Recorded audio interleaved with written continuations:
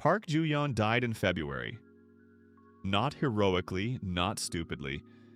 31 years old, a mid-level programmer from Seoul, froze to death on a street in Mapo-gu, trying to find food at the nearest convenience store that had been looted by marauders 3 days prior. The snow was chest deep. The temperature was minus 41. Meteorologists hadn't predicted this. Nobody had predicted it at all. One day in November, the sky simply decided it was enough and dumped such an amount of snow and cold onto the Korean peninsula that the country came to a halt within 1 week. Electricity died on the 9th day. Heating on the 10th. People began dying on the 11th. Park Ju-hyun died on the 12th. With frozen fingers, he clung to a wall, crawling home, falling short by 180 meters. He sat down by a stranger's entrance, closed his eyes for a second. That second stretched into eternity. Should have stocked up on food in advance. The last thought of a 31-year-old man who had done everything wrong. Darkness. The voice in the darkness was dull, like a system notification nobody reads. Reinitialization complete. Return point 9 months before the event. Memory of the previous timeline preserved in full. No additional options. Good luck. Artyom tried to respond. The darkness didn't wait for an answer. A ceiling, white with a crack in the right corner. A familiar ceiling and a rented studio in Mapo-gu, 5th floor, window facing north. 800,000 won a month. The landlady calls on the 1st of every month. Park Ju-hyun lay there and stared at the ceiling, alive, warm. May. He felt it by the light in the window, by the smell, by the temperature of the air. May morning, sunshine. Outside the city was alive. Cars hummed. Somewhere children were laughing. The smell of food from a neighboring window. Someone was frying eggs. Ju-yeon closed his eyes, opened them. This is real, not a dream. I'm alive. It's May now. The snow will come in November. I have 9 months. He sat up on the bed. His head was working clearly. No fog, no disorientation. The memory of his previous life sat inside him like a file that had gone nowhere. Every day of the apocalypse, the first snow, then more, then electricity, then the cold, then people in stairwells with knives, then his own frozen fingers on the wall. I remember everything. That means it won't repeat. He stood up, walked to the window. Seoul in May. Alive, green, noisy. People in light jackets. Coffee shops open. Somewhere construction was happening. The sound of a jackhammer. Normal life of a normal city that doesn't know that in 9 months it will become a white hell. Ju-yeon looked at the city. Nobody knows, only me. So only I need to prepare. He stepped back from the window, sat at the desk, opened his laptop, and began making a list. The list took 3 hours. Not because he was slow to think, it's because he thought carefully. In his previous life, he died because he hadn't prepared. In this life, he would die only of old age. Or not die at all, we'll see. First document. What I know. The apocalypse will begin in the first days of November. The first 2 days, ordinary snowfall. On the 3rd day, it will become clear this is not ordinary. On the 5th, highways will be blocked. On the 7th, stores will be empty. On the 9th, electricity. On the 10th, gas and water. On the 12th, I died. The temperature drops to minus 40 and below. A meter of snow per day on peak days. Duration? Unknown. In my previous life, I didn't survive long enough to see the end. Social picture by day 12. Panic, looting, first gangs. Residential complexes turn into fortresses or battlegrounds. Second document, what is needed. He wrote quickly without stopping. Everything he knew, everything he had understood too late. Housing, food, water, heat, protection, light. Every item with sub-items, every sub-item with specifics. By lunchtime, the list was ready. Ju-yeon looked at the screen. This is doable. Expensive but doable. Money. He opened his banking app. 4,800,000 won in the account. Salary 2,300,000 per month. 9 months? That's roughly another 20 million if he works and doesn't spend unnecessarily. Total by November around 25 million. Not enough for the perfect plan, but enough for a plan that works. He closed his laptop, stood up. We start today. The first 2 weeks, finding an apartment. Not just any, a specific one. Ju-yeon knew what he needed. High floor, at least the 10th, preferably higher. Large area, not a studio, not a 1-room. Minimum 3 rooms. South and east exposure, maximum sunlight for plants. Sturdy walls, preferably a corner apartment with fewer neighbors. And most important, a residential complex with an underground parking lot and technical rooms. The realtor looked at him with interest. You're looking for something very specific, he said. I know what I want, said Ju-hyun. Budget? Rental. Up to 80 million one-time deposit or up to 2 million a month. The realtor started showing options. On the 5th day, Ju-yeon found what he needed. Residential complex Hansel Residence in Mapo-gu. 14th floor. A corner apartment, 118 square meters. 3 bedrooms, large living room, 2 bathrooms, spacious kitchen. Panoramic windows facing south and east. Ceilings, 270. Neighbors on the right. An elderly couple who spent most of their time at their children's place.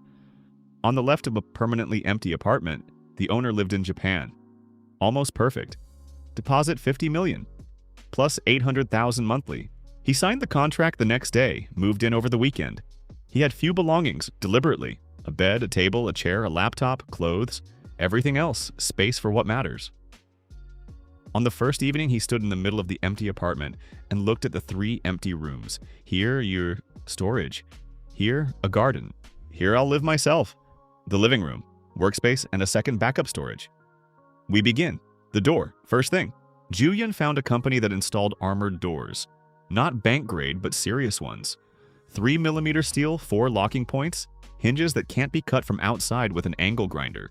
The installer looked at him with slight suspicion. You live in a residential complex, he said. There's security, a concierge. I want additional security, said Ju-yeon. From whom? That's my choice. The door was installed in a day, plus 3,800,000 won. Then the windows. The panoramic windows were beautiful. Beautiful windows are large, vulnerable glass. Ju-yeon ordered special films, shatter-resistant, thermal insulating, plus external roller shutters with motorized control. When lowered, the shutters made of reinforced aluminum couldn't be opened from outside without an angle grinder. The apartment's owner looked at the estimate and wanted to object. Ju-yeon described it as an energy efficiency improvement and offered to pay for it himself without changing the rent. The owner thought about it and agreed. The garden began in July, the first room 100% for plants. Ju-yeon built multi-level shelving from metal profiles, floor, middle, top. 3 tiers. On each tier, boxes with growing medium. Above each tier, LED grow lights on a timer, 16 hours of light per day. He grew what gave maximum yield in minimum space. Spinach, fast caloric vitamins. Peas, protein.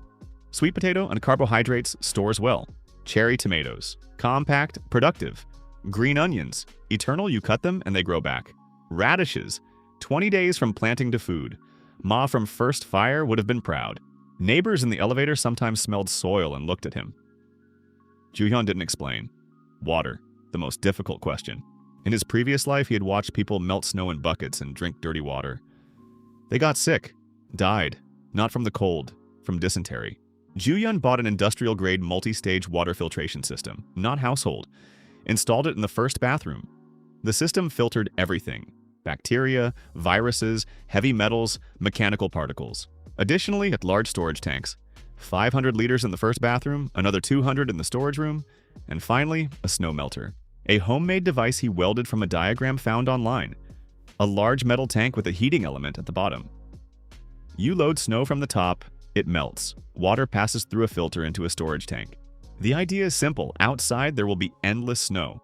Endless water, too. You just need a conversion process. Heat. This was the most expensive part. Central heating would die. Ju-yeon knew this for certain. An autonomous heat source was needed. Electric wouldn't work. Electricity would die first. Gas wouldn't work. Gas would die too. So solid fuel. But you can't burn wood in an apartment. No chimney. Ju-yeon thought for a week, then found a solution. 2 approaches simultaneously. First, extreme insulation of the apartment. Special foam in all gaps. Heat reflecting panels on exterior walls from the inside. Thick thermal curtains on all windows. The apartment must hold heat like a thermos. Cool down slowly even without active heating. Second, biofuel. He didn't know this in his previous life. In this one, he found it. A biogas unit, small for an apartment. Organic waste, food scraps, plant residue from the garden, is processed by anaerobic bacteria and produces biogas. Biogas burns, heats. The spent slurry, fertilizer for the garden. A closed cycle. The unit cost 6 million won. The technician who installed it asked 3 times exactly what the client needed. An experiment, said Ju-yeon. The technician shrugged and did the work. August, 3 months before the apocalypse. Ju-yeon stood in the middle of his apartment and looked at the result. The garden room, green, alive, smelling of earth and greens. The lamps hum quietly, neat rows of plants on the shelves. The storage room, shelving from floor to ceiling. Canned goods, rice, stewed meat, fish conserves, legumes, 600 cans. Grains in airtight containers, rice, buckwheat, oats, lentils. Freeze-dried products, expensive but compact and long-lasting. Salt at 20 kilograms. Sugar at 15. Sunflower oil, 40 liters. Honey, 12 kilograms. Vitamins, a 2-year supply. Medications, a separate shelf. Broad-spectrum antibiotics, painkillers, bandaging materials, antiseptics, basic surgical instruments. Ju-yeon spent a week studying what was needed and how to use it. Tools on another shelf. An angle grinder with spare discs, a drill, a set of mechanics tools, ropes of various thicknesses. Light, LED flashlights, 12 units. Portable solar panels that could be hung in the window. 3 power banks of maximum capacity. A battery-powered floodlight. Weapons. This was a difficult question. Firearms in Korea are nearly impossible for a civilian. But Ju-yeon wasn't going to fight like in an action movie. He needed protection for the apartment, not a fence. 2 baseball bats, professional oak. A hunting crossbow with optics purchased through a specialized outdoor equipment store. 200 bolts for it. Electric stun guns, 3 units. Pepper spray canisters, a dozen. And most important, a door that could not be opened from outside. The final touch was a surveillance system. 4 battery-powered cameras, in the stairwell 1 floor below on the landing of his floor in front of his door, and 1 facing the front door from inside. A monitor by the head of the bed. Ju-yeon went to sleep at the end of August and looked at the ceiling. This ceiling he knew, with the crack in the corner. Ready? Not completely, it's never completely, but much better than last time. Residential complex Hansel residence. 24 floors, 218 apartments, underground parking on 3 levels. The residence varied. Ju-yeon began observing in September, not intrusively, just watching. In the morning at the mailboxes, in the evening in the elevator, on weekends at the store on the ground floor of the complex. Need to know the neighbors, not befriend. No. Neighbor on the right, an elderly couple, Choi-sun Zengnim and his wife. Quiet, polite, barely went out. Good, minimal problems from that side. On the left, empty apartment? Good. 1 floor below, a family with 2 children. Noisy. The kids ran around in the mornings. The father worked in construction, the mother was a housewife. Ordinary people. But Ju-yeon looked broader. On the 3rd floor, a group of young guys rented an apartment. 4 of them. Drank on weekends loudly. The type who'd be the first to grab a bat when things got bad. On the 8th, a man around 40, always alone. Ju-yeon had seen him in the complex's gym. Built, tattooed, had a heavy stare. Former military or security, something in his posture. On the 16th, 2 girls, roommates. One quiet, in glasses, always with a book. The other loud, put on makeup in the elevator. 22nd floor, a penthouse, rather the largest apartment in the complex. Someone named So Min-jun lived there. Ju-yeon had seen him twice. Expensive suit, expensive watch, arrived in a Porsche Cayenne. Young, about 27.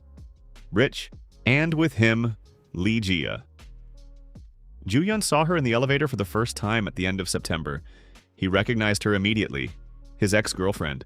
They had dated for a year and a half, in his previous life and before the apocalypse, in the normal world. They broke up in March. She left.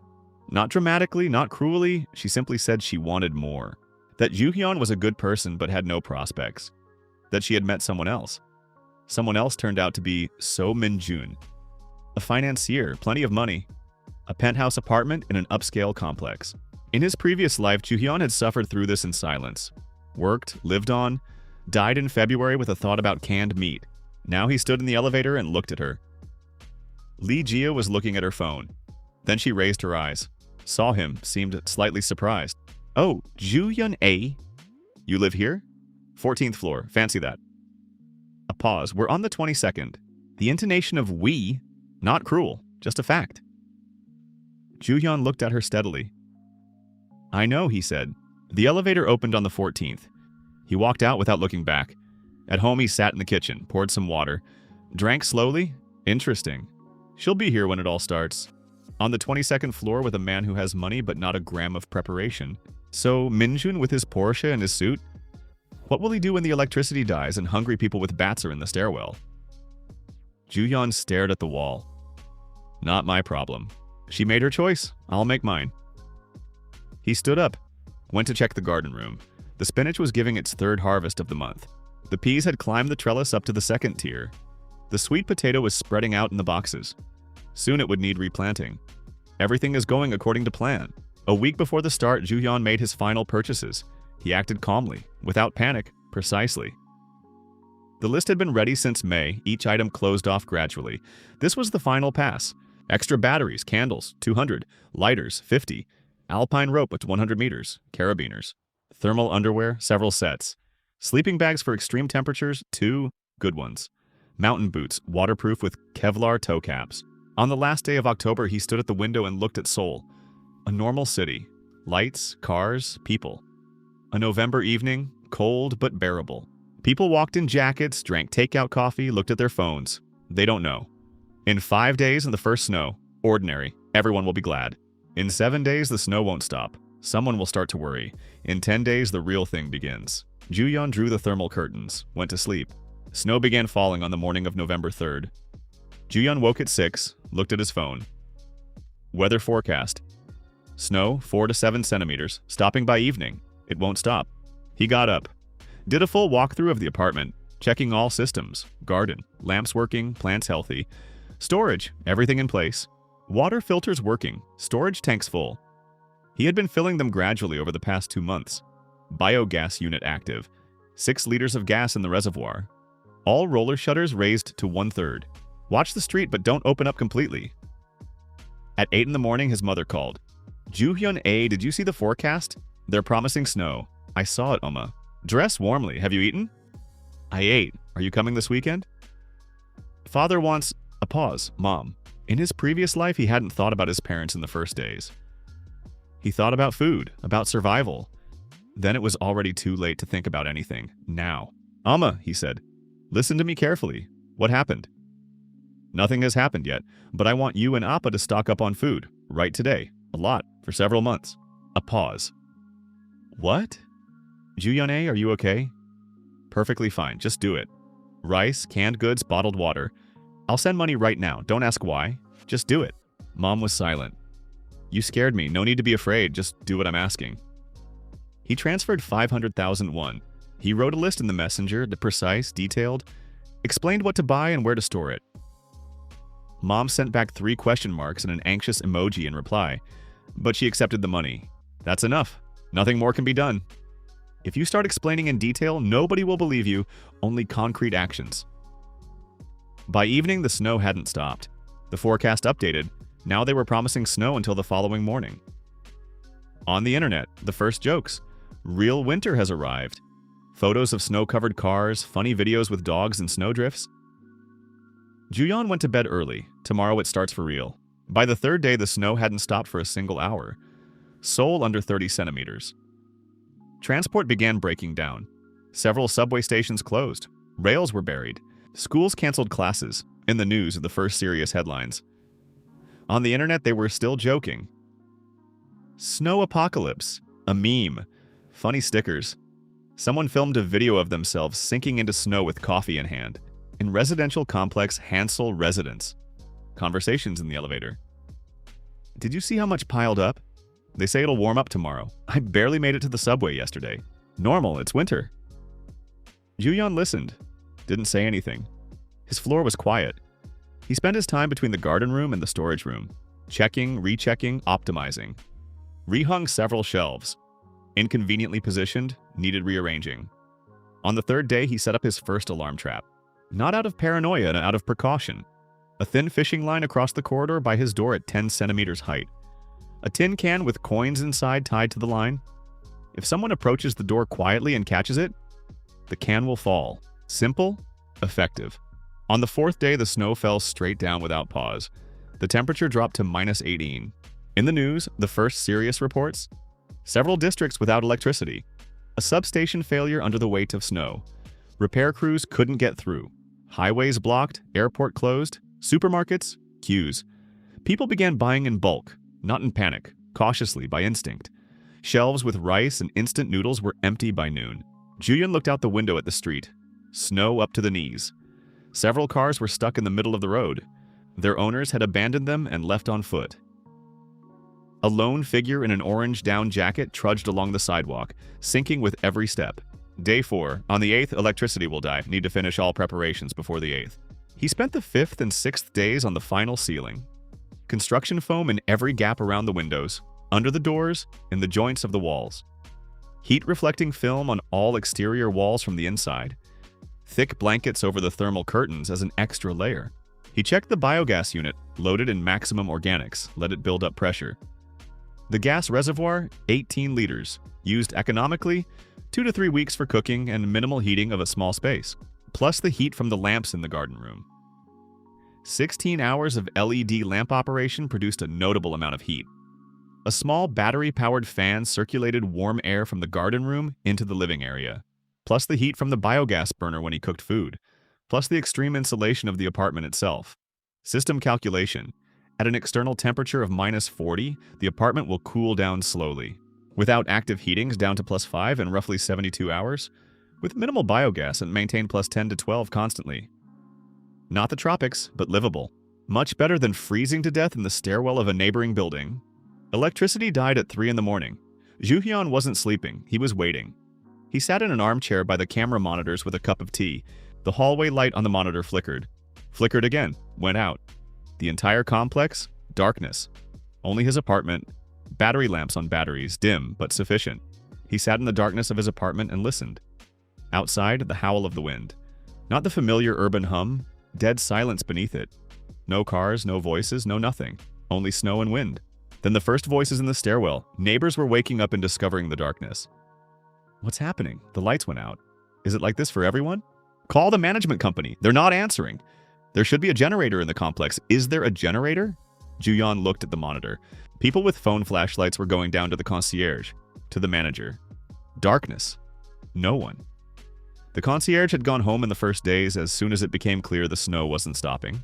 The management company wasn't answering. There is a generator, but it has fuel for a day at most, and someone needs to start it.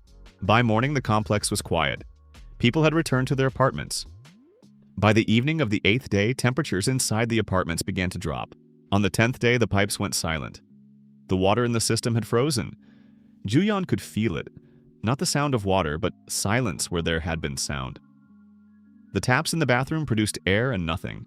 His storage tanks were full, the filter was working, the snow melter was ready. Outside, on snow up to an adult's waist, temperature -34. In the stairwell of Hansel residence in the first conflicts. The cameras showed this clearly. Several families came down to neighbors, knocked on doors, asked for food, water. Some gave, some didn't open. Voices rose. On the 3rd floor, those 4 guys broke down the door of a lone elderly woman on the 2nd. The outside camera caught a fragment. Juhyun could see only shadows and heard a scream through the walls. There it is. 10th day and already breaking down doors. In my previous life, I died on the 12th. I simply didn't live long enough to reach this moment.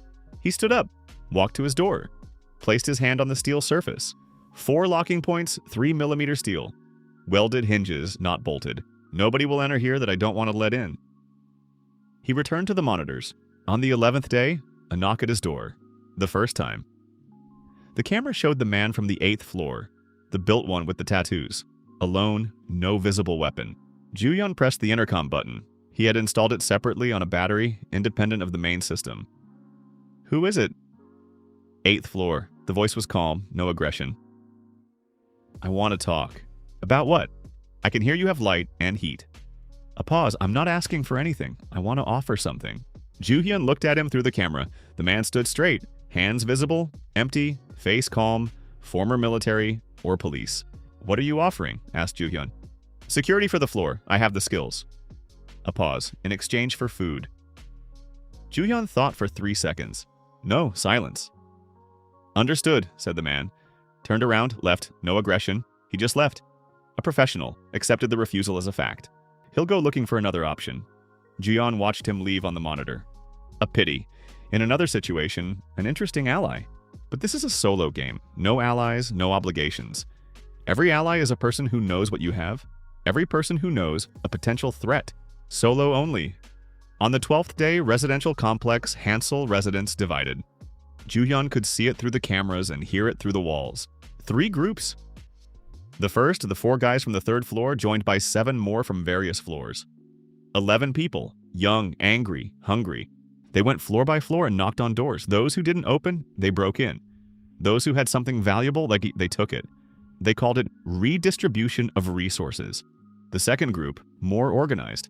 The man from the 8th had found partners, 8 people holding the lower floors in the parking garage, blocking exit from the complex. Not violently, just a control. They let through those who gave up a portion of their supplies. Third, everyone else. Sitting in their apartments, holding their doors, hoping it would blow over. Ju-hyun watched all of it through the monitors. Day 12. In my previous life, I had already been dead for several hours by now. Right now, I'm sitting in a warm apartment, eating rice porridge with canned fish and watching. The bitter irony was that he felt nothing special. Just a fact. People quickly become beasts when cold and hungry. Not all of them, but enough. The first attempt to break down his door was on the evening of the 12th day. 2 men from the 3rd floor. The camera showed them clearly. One with a crowbar, the other with something heavy in his hand. They knocked first. "Hey, open up! We know you have light." Ju-hyun was silent. "Open up or we'll break it down." Silence. The crowbar against the door. Once, twice. A metallic sound. The door didn't move. What kind of door is this? Armored or something? Hit harder. For 5 minutes they tried, then they gave up. Left downstairs. Ju-hyun sat by the door with a bat in his hands. The door held. Good money. Good door. He stood up, went to the kitchen. Put the kettle on the biogas burner. Tea. Ju-hyun saw her by chance. The camera on the landing, its field of view captured part of the corridor of the 14th floor. 3 in the morning. A small figure in a dark corner between the elevator and the fire escape. Sitting on the floor, not moving. Ju-hyun looked at the monitor. Who is this? He remembered. The girl from the 16th. The quiet one in glasses. How did she end up here on the 14th at night? He zoomed in as much as he could. A thin jacket. Autumn, not winter. Arms wrapped around her knees, head bowed. Cold in the corridor.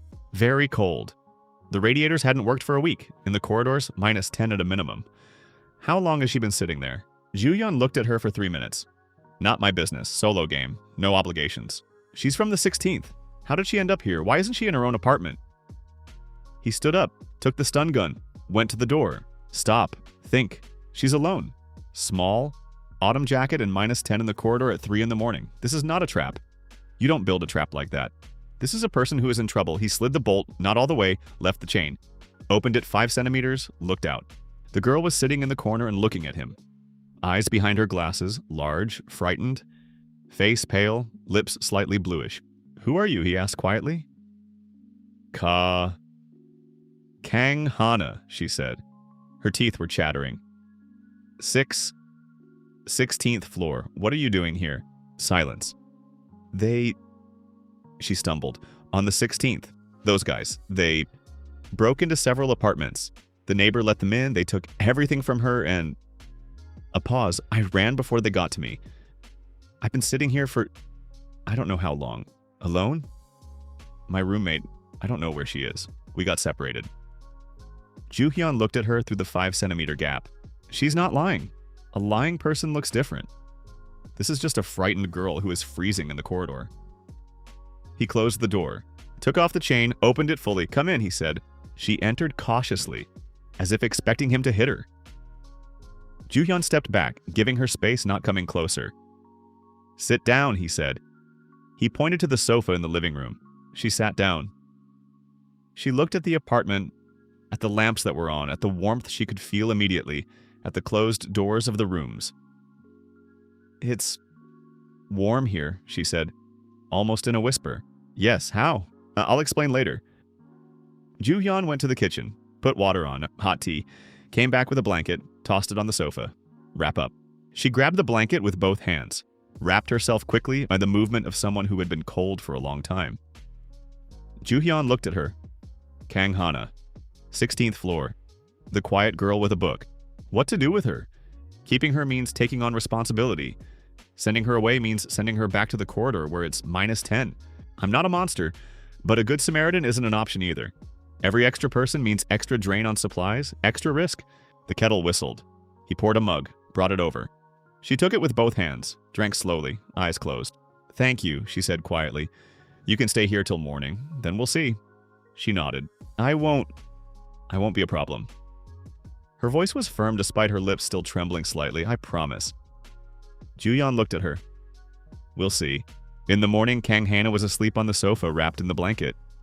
Juyeon got up quietly, checked the cameras, watered and fed the garden, harvested the first morning crop of spinach. A small bunch, enough for one serving. Put water on for porridge. Hana woke up from the smell, opened her eyes. For a long second, she stared at the ceiling, apparently remembering where she was. Then turned her head toward Juhyun. Good morning, she said. Good morning. Can I ask something? Yes. Did you prepare for this? Juhyun was stirring the porridge. Yes. For long? Since May. Silence. You knew this would happen? I suspected. Hana looked at him. How? I analyzed data, he said simply. Climate patterns, historical precedents. The probability was high, not true, but the truth didn't need to be told. Hana looked at him for another second, then nodded. The way a person does when they have accepted an explanation, not entirely, but decided not to push. What can I do in exchange for... She gestured at the apartment. I don't know yet, said Juyeon. I'll see what you're capable of. I'm a biologist, a grad student. Plants are my specialty? Juyeon stopped, turned to her. Plants? Plant physiology.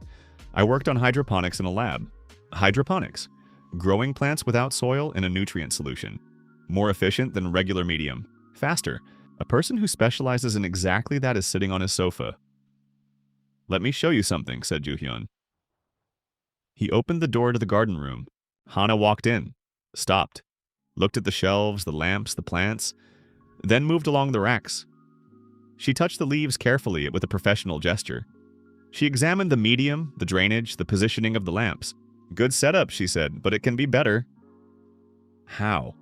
She turned to him. Do you have PVC pipes? Yes. Can a nutrient solution be made from ash and organics? Theoretically, yes. Then a hydroponic system, vertical, on that wall.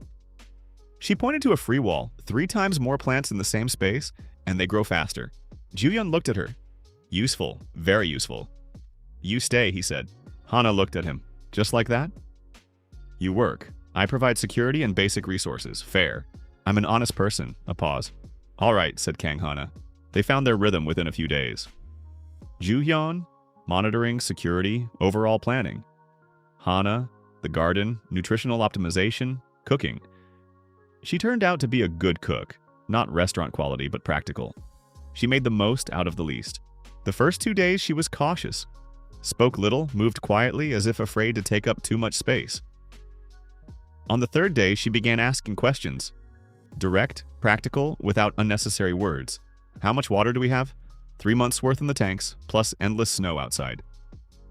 Can the filter handle it? I tested it. Yes. Protein? Canned goods, legumes, garden peas? Vitamin C, spinach, cherry tomatoes. Deficiency will start from April. She thought. Sprouted grains, she said. Wheat, chickpeas, lentils. 5 days to sprout, and you have vitamin C. Do you have grain for sprouting? Yes, then we start the cycle today. Juyeon looked at her. She thinks like a specialist, not like someone who needs to be taken care of, like someone who solves problems. Good. Outside? Worse? The cameras showed how the complex changed day by day. The group from the 3rd floor had grown to 15 people. They held several floors by force. Voices could be heard through the walls, shouting, sometimes something breaking, sometimes a sound Juhyun didn't want to name. The group from the 8th held the 1st floor in the parking garage. More organized, less brutal, but also not volunteers. Between them, a quiet war, no direct clashes yet. Tension that was building. Lone individuals and small families were hiding. Some joined in small groups of 2 or 3. Some simply sat and waited. 15 people on the lower floors. Poorly dressed, you could hear they were starving. Children, that was the worst. The sound of hungry children through the floors. Hana heard it too. On the 20th day, she looked at Juyeon. Can't we help them? No. There are children there, said Hana. I know. And you'll do nothing? Juhyun looked at the monitors. If I open the door once, everyone will come. His voice was level. 15 people will become 30, then 50. Our supplies are calculated for 2. They won't last a week for 50. But, Hana. She went quiet. I'm not a monster, he said quietly. I'm a realist. If we give everything away, we die together with everyone else. If we hold on, we survive and help later. when this is over. What if it doesn't end? It will end. How do you know? A pause. I know. Hana looked at him for a long time, then turned back toward the garden room. She didn't agree, but she didn't argue further. That was the first difficult conversation of many. A knock at the door at 2 in the afternoon. Ju-hyun looked at the monitor. He froze. Lee Jia. She stood in front of his door in a down jacket that cost more than his monthly salary, but the jacket was dirty, crumpled, with a button torn off. Hair disheveled. No makeup.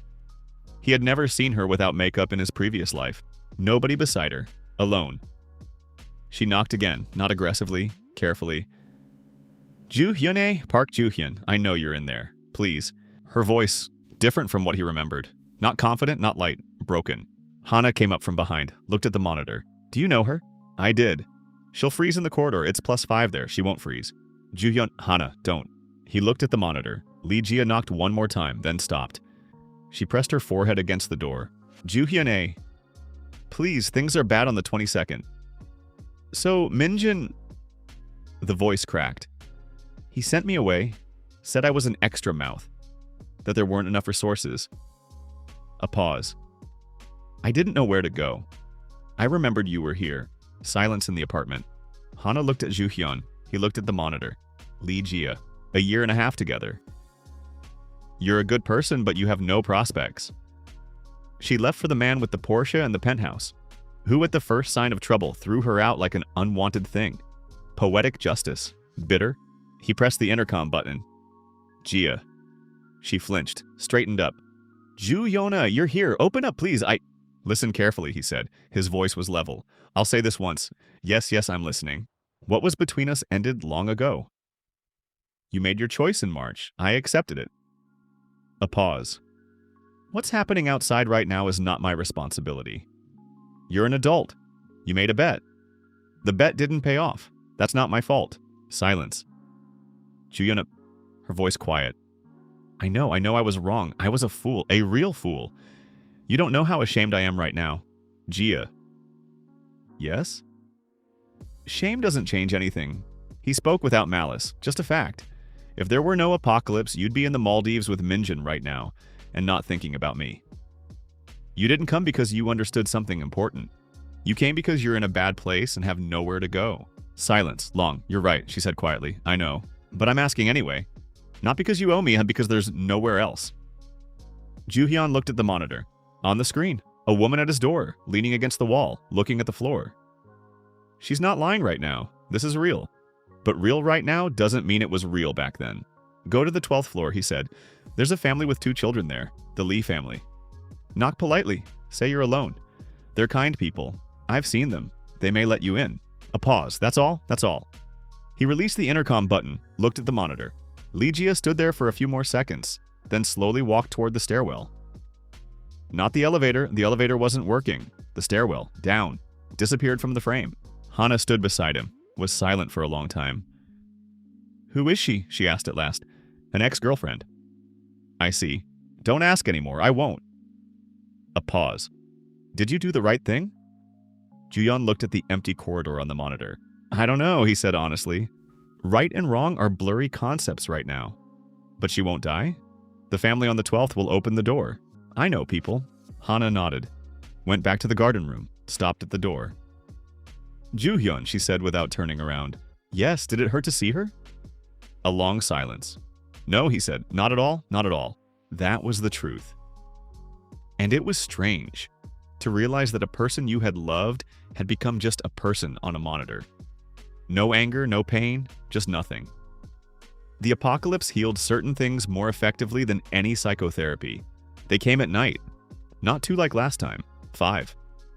The group from the 3rd floor had grown and grown bolder. The logic was simple.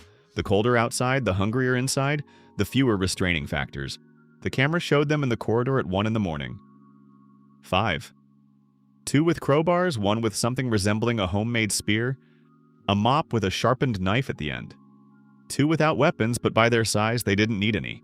Ju-hyun wasn't sleeping. He had long since shifted to a partial sleep schedule, 4 hours with wake-ups. He woke Hana to the garden room, he said quietly. Lock yourself in from the inside. Don't come out until I say. She looked at him for a second, without questions. All right, she said. Got up, left. Ju-hyun took the crossbow, 3 bolts in the quiver on his belt, the stun gun in his left hand, baseball bat by the wall, backup option. He stood by the door, looked at the monitor. The 5 stopped in front of his door. Hey, loud. Deliberate. Come out. We know there's food in there. Share and we won't touch you. Classic intimidation. Share means give everything. Ju-hyun pressed the intercom. Leave. Oh, he's alive. Laughter. Come out, let's talk. I'm talking from here. Leave this floor. Now, or what? We already tried your door. We'll find another way. Another way? What do they mean? Ju-hyun switched to the stairwell camera, like it showed 2 people dragging something up from below. Heavy, metallic. A jack. A car jack from the parking garage. Smart. Wedge it between the door and the frame and push. Even an armored door. With enough pressure, the frame deforms. They won't break through, but they might damage the locking mechanism. Time. A few minutes before they get it in position. Ju-hyun thought fast. Force isn't an option. 5 against 1. Fear? A possibly. What frightens a hungry, aggressive person? Unpredictability. A risk they didn't expect. He stepped back from the door, went to the window in the living room, opened the roller shutter 15 centimeters, a narrow gap, took the crossbow, loaded it, extended the barrel through the gap, aimed at the snowdrift below the windows, right below his windows, 14th floor, and fired. The bolt into the snow. Not at people. Into the snow. Silence outside, then a voice in the corridor. What was that? Something fell outside. That's from above. Which floor? The 14th. A pause. Ju-hyun pressed the intercom again. I have a crossbow, he said calmly. The next bolt won't go into the snow. I'm alone in the apartment. I have nothing to lose. There are 5 of you. You have something to lose. A pause.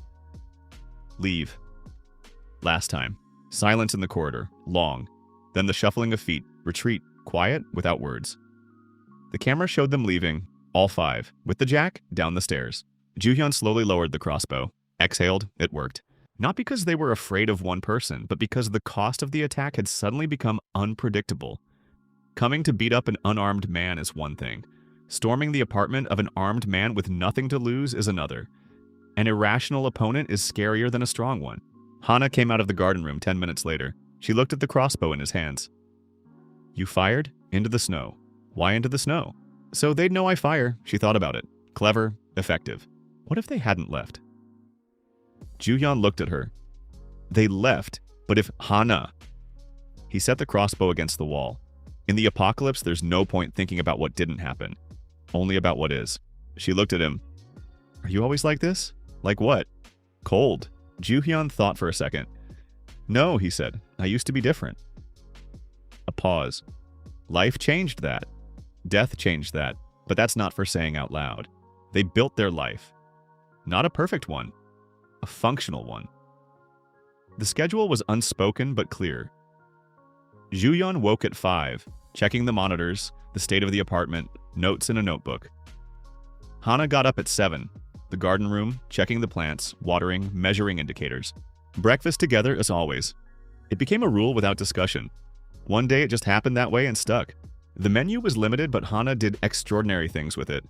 Rice porridge with dried seaweed and a drop of sesame oil, unexpectedly good. Lentil soup with onions from the garden and garlic from the stores. Flatbreads from flour on the biogas burner. Sprouted grains as a fresh component every day. Where did you learn to cook like this? Asked Jaeyeon one day. Grad school dorms, said Hana. Small stipend, expensive food. You learn to make things taste good from nothing. Makes sense. You have skills I didn't expect either. What kind?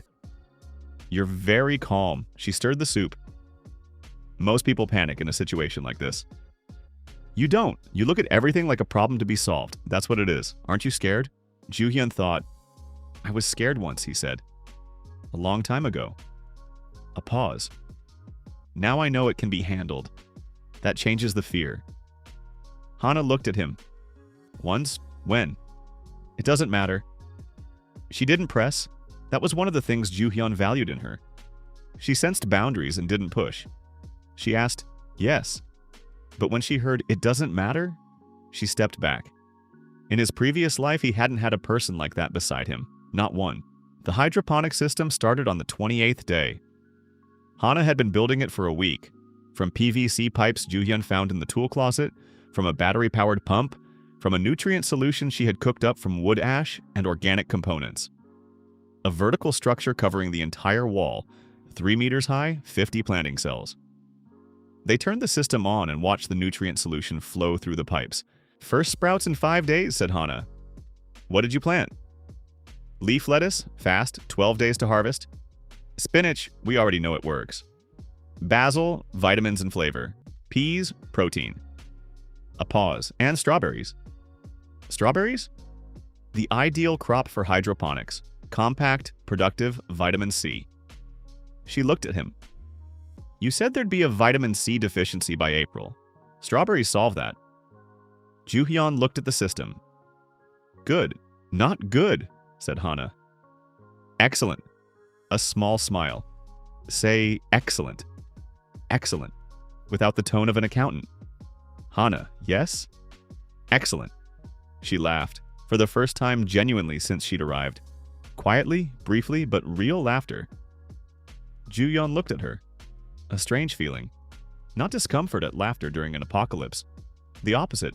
It felt right. Laughter is a sign that a person has come back to themselves. That fear has receded enough to leave room for something else. Good. Between the two groups it erupted for real. Juhyun could hear it. Shouting on the first floor, then sounds he didn't want to name, then a long silence that was worse than the shouting. The camera on the first floor had stopped working since day 35, and someone had smashed it. The camera on the stairs showed people moving back and forth with tense faces. By the evening of day 41, the picture had become clear from fragments. The group from the 3rd attacked the checkpoint of the 8th floor group on the 1st floor. The man from the 8th, that built professional helm, had driven them back. But there were losses on both sides, then a truce. Temporary. The logic was simple and cynical.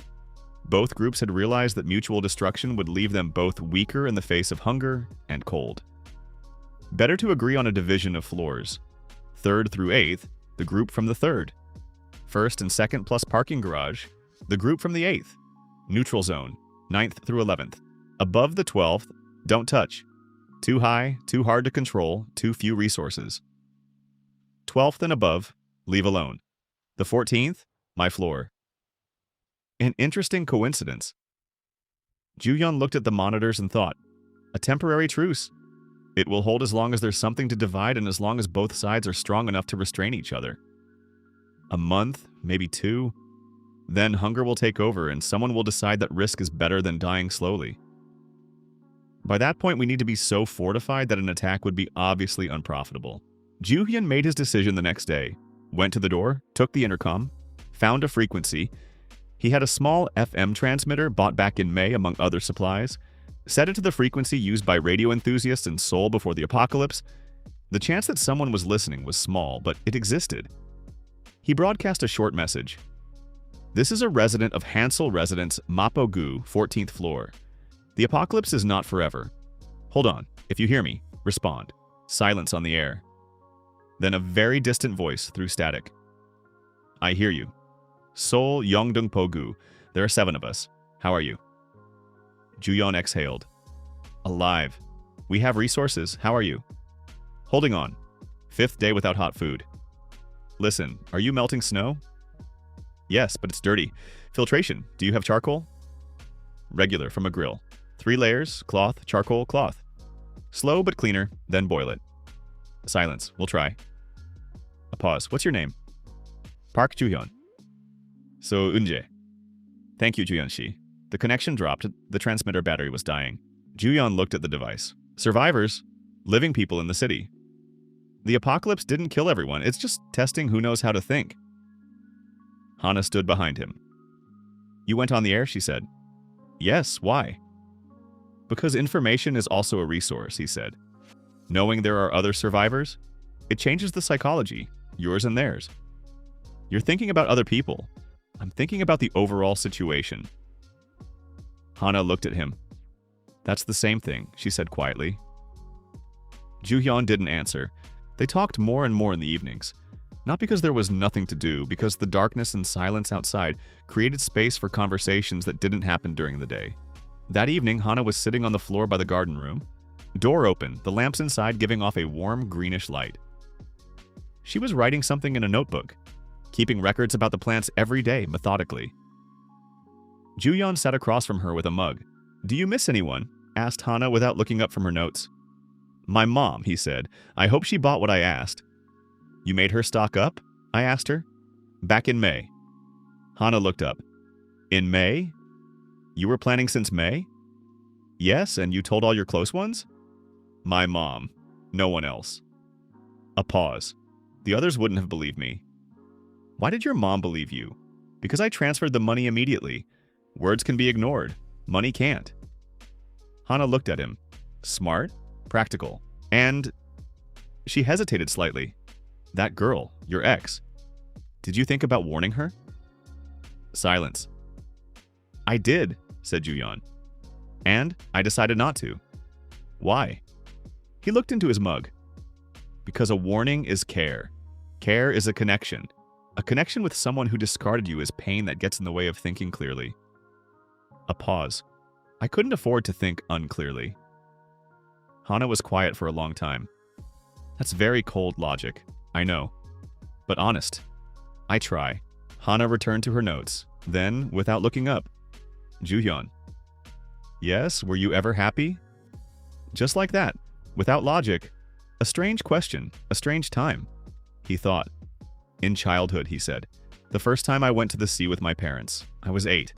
I remember the smell, salt and seaweed, and the water was colder than I expected." A pause. That was just happiness, without a reason. Hana smiled without looking at him. "That's a good memory. Yes, I'm glad you have it. A strange thing, like when someone is glad for your happiness, even long past, especially long past." The strawberries ripened earlier than Hana had expected. 42 days after planting, small berries, dark red, perfect. Hana picked one, looked at it with the expression of a scientist who has just received an experiment's result. "Here," she said to Juyeon. "You go first. I insist." He took the berry, ate it. Tart, slightly, and sweet. And real. Not canned, not dried. Alive. Outside -37, snow up to the roof of the first floor. In here, strawberries. "Tasty," he said. Hana took her berry, ate it. Closed her eyes for a second. When she opened them, there was something wet in them. "Sorry," she said. "That's silly." "What's silly?" "Crying over a strawberry?" "It's not silly," said Juyeon. "It's just..." She looked at the hydroponic wall, at the garden shelves, at the lamps humming quietly. "5 minutes ago I thought we were surviving. Now I think we're living. Those are different things." Juyeon looked at her. She's right. Surviving is when you eat so you don't die. Living is when you eat a strawberry you grew yourself in -37 and almost cry over it. "Hana, yes? You did a good job with this system." She looked at him. "Is that a compliment?" "That's a fact. From you, a fact is better than a compliment from anyone else." A strangely warm feeling. Unfamiliar or familiar. Just long forgotten. Lee Jia returned 40 days later. This time not alone. With her was a young woman around 25 and an elderly man. The camera showed 3 people. Standing in front of the door. Lee Jia in front. Knocking. Juyeon looked at the monitor. "Do you know them?" asked Hana from behind. "The one on the left? Yes. The ex again? Yes. Who's with her?" "I don't know." Lee Jia knocked insistently. Park Juyeon. "Please, I know you hear me. I'm not asking for myself." A pause. Beside me is Choi Halmoni from the 12th floor and her granddaughter. Halmoni is in bad shape, frostbite on her legs. The granddaughter is 20 years old alone. Her voice was level, without hysterics. Jia spoke precisely, like a person who had prepared her arguments. "I'm not coming to you. I'm asking for them." Silence in the apartment. Hana looked at Juyeon. He looked at the monitor. An elderly woman with frostbite. A young girl alone. And Lee Jia who brought them and says, "I'm not asking for myself." She had changed in 40 days. Or hadn't changed. But was showing what had always been there beneath the surface, what he hadn't seen. The cold analytical system in his head said, more people, more expenses. 2 + 1. Supplies depleted 20% faster. Something else, not the system, said something different. "Hana," he said. Yes, there's an elderly woman with frostbite out there. Do you know how to treat it? Basically, yes. There was a first aid course in grad school. Good. He went to the door, opened it on the chain, looked through the gap. Lee Jia stood straight, looking at him without pleading, without tears, just looking. The elderly woman and the girl will come in, said Ju-hyun. A pause. And me? Asked Jia. Not you. A long silence.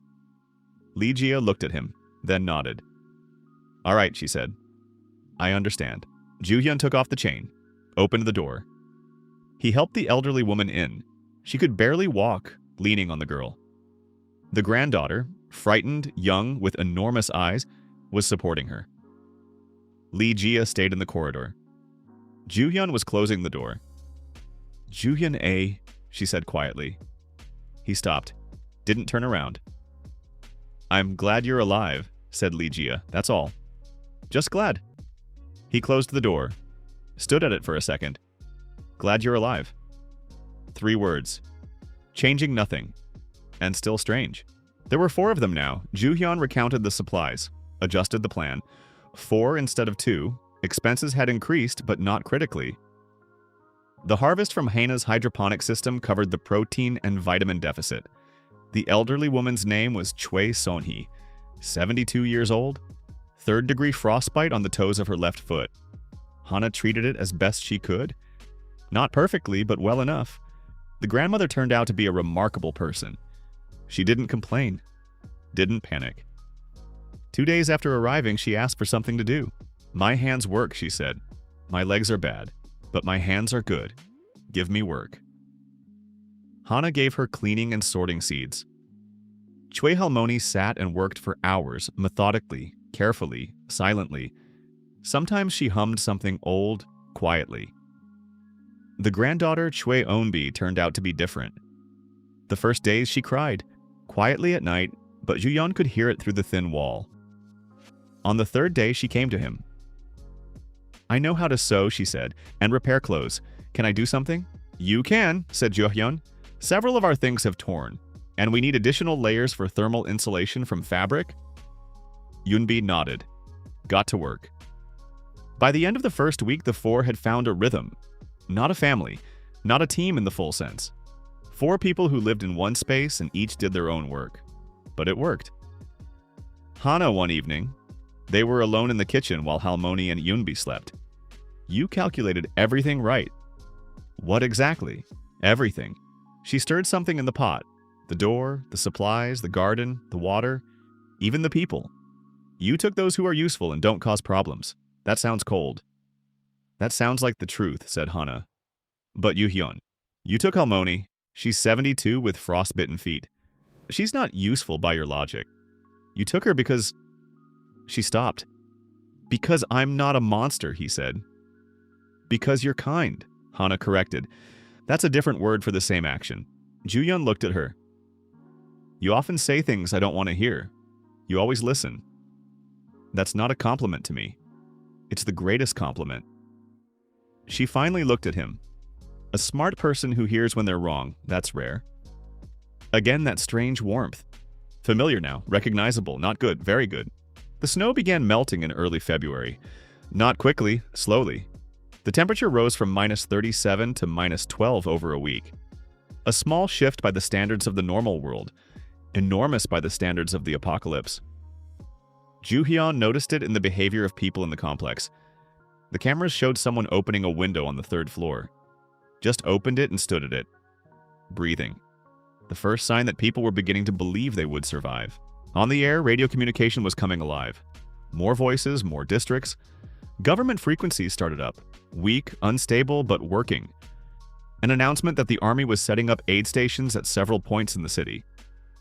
Ju-hyun listened and took notes. Soon they'll open, he said to Hana. What will open? Everything. The city. A pause. The apocalypse is ending. Hana looked at him. How do you know? I know. She looked at him for a long time. You often say, I know, when another person would say, I hope, she noted, because those are different words. Yes, agreed Hana. When you say I know, it makes me calmer. That's unfair of you. Why unfair? Because I'm starting to trust you more than I should. Silence. Small. Weighty. Ju-hyun looked at her. Is that bad? He asked. Hana looked out the window at the snow that was slightly lower than yesterday.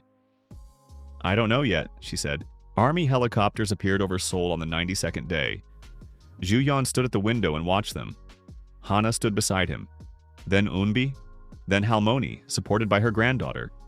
4 people at the window, watching the helicopters. Nobody said anything for several minutes. Then Halmoni said quietly, without any grandeur, Good. 1 word. Enough. 3 days later, the streets were cleared enough to walk through. Army vehicles with plows, medical stations in several blocks. Ju-hyun opened the armored door to his apartment for the first time in 95 days. The corridor, different, dirty. Traces of what had happened here. But the corridor, the same 14th floor. He went down. The Hansel residence complex looked like it had been through a long siege. Broken doors on the lower floors, marks from impacts on the walls. Garbage, but living people. Some were looking out from their apartments. Some were already going downstairs, carefully, not yet believing it. The man from the 8th, the professional with the tattoos, was standing in the lobby of the 1st floor. Saw Ju-hyun, nodded. Ju-hyun nodded back. We both survived, by different paths. Both right for ourselves. Outside, sun. Weak, wintry, but sun. Snow still deep, waist high in some places, but army vehicles, voices, movement. Ju-hyun stood at the entrance to the complex and breathed the cold air. Behind him, footsteps. Hana came out after him. Stood beside him. They stood together. We're silent. 95 days, she said at last. Yes, we're alive. Yes. You calculated everything right, almost everything. She looked at him.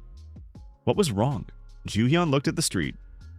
I didn't calculate what would come after, he said. After is what? After is now. A pause. What to do when it's all over? Hana looked at him. She understood he wasn't talking about the city. She was a smart person. That had always been her main quality. I think, she said slowly, that after is just living. A pause. Not surviving. Living. Do you remember the difference? The strawberry, he said. The strawberry, agreed Hana. Silence. Sun on the snow. Hana, said Ju-hyun. Yes, I'm not good at saying things like this. I know, but you changed this calculation? Mine. About what would come after? She looked at him. In what sense changed? In the sense that before there were no people in it, he said. Just the plan, just resources, just systems. A pause. Now there are. Silence. Sun. Snow that slowly melts. Hana looked at him for a long time, then she smiled. Not the smile when something is funny. The one when something is warm. Park Ju-hyun, she said. Yes, you're terrible at talking about feelings, I know, but I understood. Good. And I as well. She looked at the street. In case you're curious. I am, that's putting it mildly. Ju-hyun stood beside her on the street of a liberated Seoul in February. 95 days ago, he had died on a similar day. Froze 3 blocks from here, clinging to a lamppost in a snowdrift. Now he stood alive. With a hydroponic system in the apartment, an armored door, 120 cans of preserved food still remaining, and a person beside him who hadn't been in his first life. A second chance. The voice in the darkness had said, good luck. It seems luck came through. May, Seoul was recovering. Slowly, but recovering. Electricity came back in March, water in April, stores in May, with empty shelves gradually filling. The apartment on the 14th floor of Hansel residence had changed. The garden room stayed. Hana insisted on keeping it, said it was more important than it seemed, that fresh vegetables at home were not a luxury.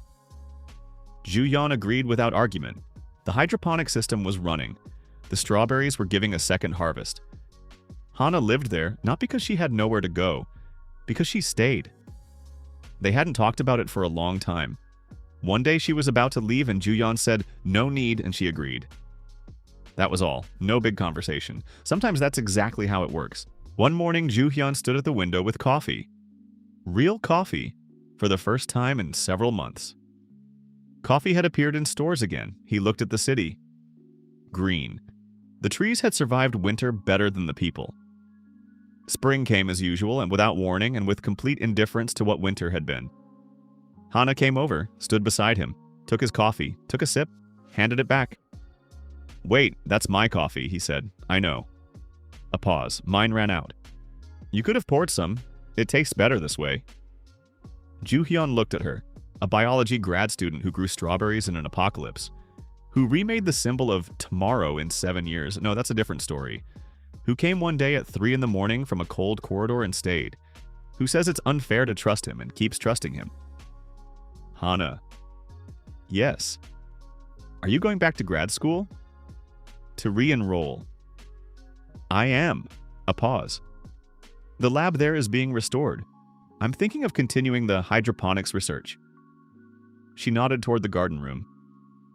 I have good data from the past 3 months. 3 months of data from one unit. But in extreme conditions. A smile. No lab in the world could reproduce that experiment.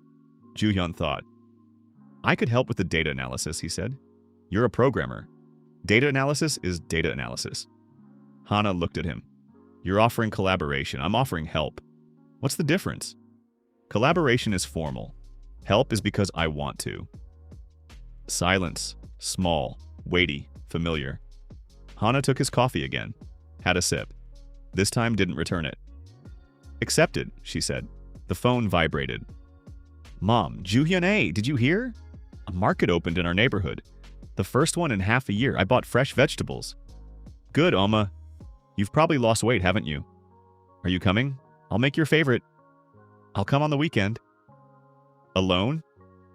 Ju-hyun looked at Hana, who was calmly finishing his coffee at the window. No, he said. Oh, in Mom's voice. An entire spectrum of emotions in one syllable. Wonderful. I'll make extra.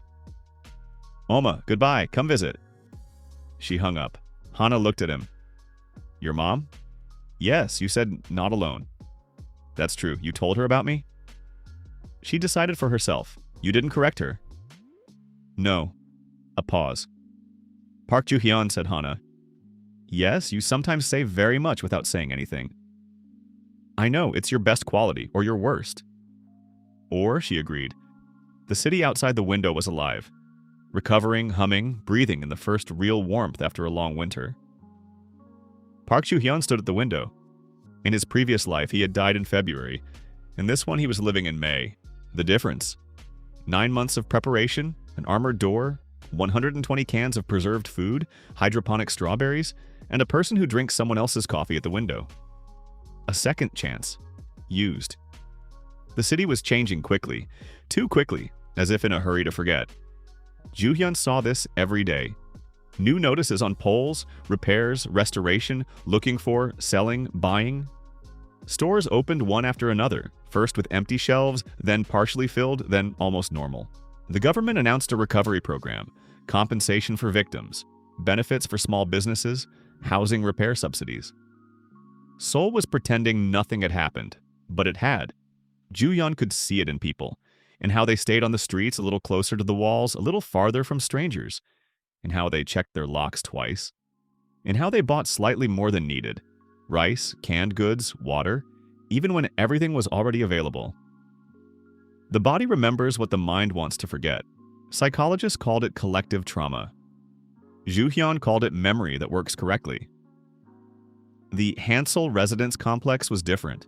Not on the outside, on the inside. People who had lived here for 95 days in conditions of war over food now looked at each other differently. Some with guilt, some with gratitude, some with a hatred that hadn't gone anywhere. The management company sent a new manager, a young guy in a suit who clearly hadn't been here in winter. He walked the floors with a tablet compiling damage reports. Ju-hyun ran into him at the elevator. Apartment 1402? The manager asked. Yes. Damage? None. The manager looked at him. None at all? None at all. He wrote something on the tablet. Looked again, with curiosity. Were you here the whole time? Yes. How did you... A pause. Trying to formulate. How are you?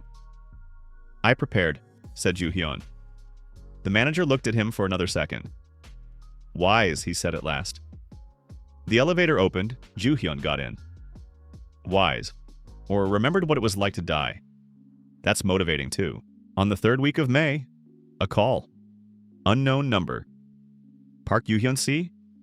Yes, my name is So Yeon-jae. We spoke on the radio, Yeongdong-po-gu. Ju-hyun remembered immediately. Through static, a brief conversation about water filtration. A woman's voice. I remember, he said. I wanted to thank you in person. Her voice was calm, precise. Your advice about charcoal filtration, we used it. It was important. Glad it helped. How are you yourself? Fine. I found you through... A brief pause, that's a long story. Short version. Through army lists of survivors by address. I'm a data analyst. I know how to search. A data analyst? Interesting. Why were you looking? He asked. Because I want to talk. Directly, no ceremony. Not about winter. About what comes next. I have an idea. I need people who think a certain way. What way? Ahead, said So Eun-jae. Not after an event. Before. Silence. When can you meet? She asked. Ju-hyun thought for a second. Tomorrow. They met at a cafe in Yeongdong-po. A small place, one of the first to open, still with half a menu and apologetic signs saying this isn't available yet. But there was coffee. Real. So Yoon-jae turned out to be a woman of about 35. Short hair, thin-framed glasses, a calm gaze.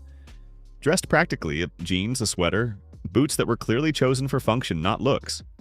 She was already seated when he arrived, a laptop in front of her, open, coffee. She stood up, gave a short bow. Park Yoo-hyun-shi, So Eun-jae-si. They sat down. She got straight to it, no small talk. Winter killed 7,200 people in Seoul. Official figure, the real one is higher, they're still counting. A pause, the majority of deaths the first 2 weeks. Not from the cold directly, from unpreparedness. I know. You know because you saw it or because you thought about it before? Ju-hyun looked at her. Before. Yoon-jae nodded, as if that were the correct answer on a test. I was doing data analysis for an insurance company before winter. She turned the laptop toward him. After, I'm doing something else. On the screen. Tables. Survival data across different districts of Seoul. Correlations, charts. Those who survived best had several common factors, said Yoon-jae. Food supplies for more than a month, an autonomous heat source or good insulation, a water reserve or a way to purify snow. And this is interesting, informational connection. Those who communicated with other survivors survived better than loners. Information exchange, said Ju-hyun.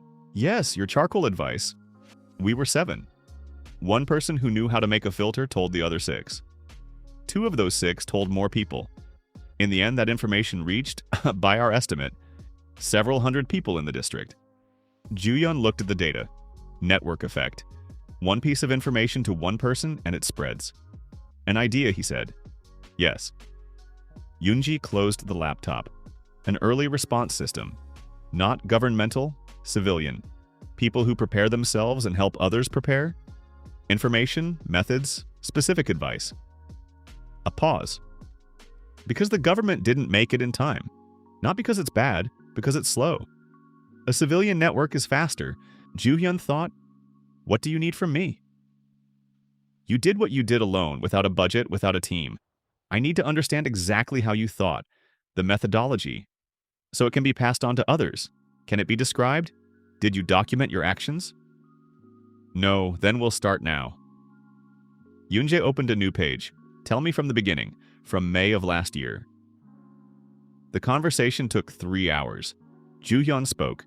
Yoon-jae wrote, asked for clarification, sometimes stopped him and asked him to expand on details. About water, the filtration system and snow melter. About heat, biogas and thermal insulation. About food, supply calculations and hydroponics. About security, the door, roller shutters, crossbow, the psychology of conflicts in a residential complex. About information, a radio transmitter monitoring through cameras, analysis of group behavior. Yoon-jae listened like someone who immediately sees structure in a chaos of data. You think systemically, she said when he finished. That was my job, was your job. What is it now? Ju-hyun looked at her. I don't know yet. I know, said Yoon-jae calmly. It's what you'll be doing going forward, if you want. What exactly? Teaching people to think ahead. A pause. Because there will be a next time. Not necessarily snow. Could be something else. But there will be. Ju-hyun looked out the window, Seoul behind the glass. Alive, noisy, in a hurry. In a hurry to forget. And it shouldn't be. I'll think about it, he said. Good, said Yoon-ji. Think quickly. A small pause. Before the next time gets ahead of us. At home, Hana was in the garden room. Ju-hyun went in. She didn't turn around. She was doing something with the pipes of the hydroponic system. How was the meeting, she asked. Interesting. What did she want? He told her. Briefly, without details, the main points. Hana listened. She was sorting plant roots methodically without looking at him, but he knew she was listening carefully. And you're thinking about it, she said when he finished. Yes, will you quit your job? Haven't decided yet. But you're thinking about quitting. A pause. Probably. Hana finally turned around. She looked at him calmly, yet without judgment, without worry. Just looked. You feel like you should do this, she said. Not a question. Yes, why? Because I died and I remember it. Because I know there will be a next time and I know most people aren't prepared. Because one piece of advice through radiostatic reached several hundred people, and some of them survived because of it. Because I can, he said aloud. Hana looked at him. That's a good answer, she said quietly. Bad? No, good. Because I can is more honest than I should. A pause. Should weighs on you. Can chooses. Ju-hyun looked at her, a biology grad student, who understands plants better than most people understand people, or people through plants. Hard to say how she does it. Hana. Yes, would you do something like that? Something like what exactly? Help build the system Yoon-jae described. Hana thought. I'm a plant physiology grad student, she said. What does that have to do with hydroponics in extreme conditions? Said Ju-hyun. Autonomous food production. You did it for 3 months at -37 on the 14th floor. That's data that doesn't exist anywhere else. And the methodology you created yourself. Silence. Hana looked at the hydroponic wall. I hadn't thought about it that way, she said. I had. You thought about my work? I thought about what's useful. She turned to him with an expression he had learned to read, a mix of surprise and that warmth she didn't always hide quite well enough. Park Ju-hyun, she said. Yes? You do things that are very romantic in a remarkably unromantic way. I'm just analyzing. You thought about my work. She didn't let him finish. You thought about how my work could become important. A pause. That's very romantic of you. It's practical. You say practical? I hear matters to me. She turned back to the plants. Fine, I agree. Call your Unjasi. Call? She's not mine. I know, just saying. Ju-hyun looked at her. An impossible person. Completely impossible. Good that she exists. At the end of May, Choi Sonyi left for her son's place in Busan. Yeonbi went with her to help. Before leaving, Halmoni sat in Ju-hyun's kitchen drinking tea. One last time. Ju-hyun sat across from her. You're a good person, said Halmoni. Without preamble, I'm just... Don't argue with an old person, she said sternly. I've lived 72 years. I know a good person. Silence. You helped me and Yeonbi not because we were useful. She held the mug with both hands. You thought I didn't understand. I did. You let us in because you couldn't not let us in. That is goodness. That was logic. The logic of why you couldn't not let in an elderly woman with frostbite is morality, boy. She looked at him over the mug. You just arrive at it through your head rather than your heart. That's normal. Different paths, same destination. Ju-hyun was silent. Halmoni finished her tea. Stood up slowly, carefully. Her legs still hurt. Your girl is a good one, she said. Hana isn't... Don't argue, Halmoni repeated. A good girl, smart. Hold on to her. She makes her own. You make yours too. Halmoni looked at him directly. People like that don't wait forever while you think. She put on her coat, went to the door. "Halmoni," said Ju-hyun. "Yes, take care of your feet." She stopped, turned around, smiled. For the first time in all the time he had known her. A deep smile, wrinkles around her eyes, warmth that was 72 years old. "I will," she said. The door closed. Ju-hyun sat in the kitchen alone. Hold on to her. People like that don't wait forever. The wisdom of an old person, or simply the obvious that he hadn't wanted to see? More likely the second.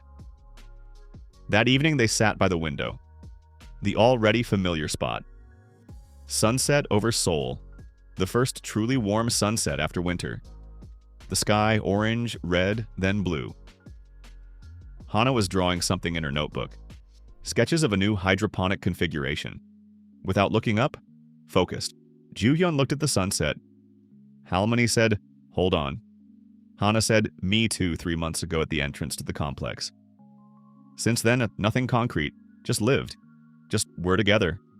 Just morning coffee for two, evening conversations, strawberries in the garden room. In his previous life, he was the kind of person who waited for everything to fall into place on its own, and died before it did. In this one, he decided to think ahead. So why not here too? "Hana," he said. Look up for a second." She raised her head, looked at him. "What?" Ju-hyun looked at her. A plant physiology grad student. Glasses. Hair carelessly pinned up. A notebook with hydroponic sketches.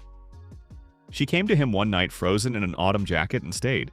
Remade his entire growing system because she knew better. Laughed at a strawberry, drank his coffee. "Me too," at the entrance to the complex in February. "I want to say something," he said. "Say it." "I'm not good at this." "I know. Say it anyway." Ju-hyun looked at the sunset, then at her. 3 months ago, I thought I lived alone. A pause. That it was the right way. That fewer people meant fewer vulnerabilities. A pause. You changed that calculation, not because you're useful. Useful is about resources. You changed it because with you it's different. What kind of different? Better? Silence. Hannah looked at him. "Is that all?" she asked. "No." A pause. "I want this to continue, not out of habit. Because I choose it." Silence. The sunset grew darker, Seoul below, alive. Hana looked at him for a long time, then she closed her notebook. "Park Ju-hyun," she said. "Yes, that was terrible as a confession of feelings." "I know. And at the same time, the best thing I've heard." A pause, because you said, "I choose," not "I'm used to it," not "it's convenient." "I choose." "Yes, I choose too," said Hana simply. "Since that night in the corridor I've been choosing. I was just waiting for you to catch up. I caught up. Only took 3 months. Halmoni was right. Slow." Ju-hyun looked at her. "I could have been faster." "You could have," agreed Hana. "But at least it's certain." Certain. That was the right word. The sunset burned out. Hana opened her notebook again, but moved closer, so their shoulders touched. She drew sketches of the hydroponic system. Ju-hyun looked at the sunset. Second life. Better than the first. Not because the apocalypse ended, because there's a person beside him who chooses. Mutually, June. So Yoonjae assembled a small group. 8 people, different specializations, different districts of Seoul, one thing in common. They had all survived the winter better than average and all thought ahead. They met in a small office Yoonjae had rented temporarily, she said, until they knew exactly what they were doing. Ju-hyun came with Hana. Yoonji introduced everyone, a construction engineer specializing in thermal insulation, a paramedic, field medicine without equipment, a former soldier, that same man from the 8th floor of Hansel residence. Ju-hyun saw him and stopped. The man with the tattoo saw him too.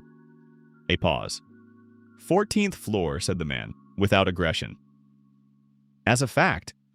8th, said Ju-hyun. You turned me down back then. Yes, you did the right thing. The man nodded. I would have turned you down too. They shook hands.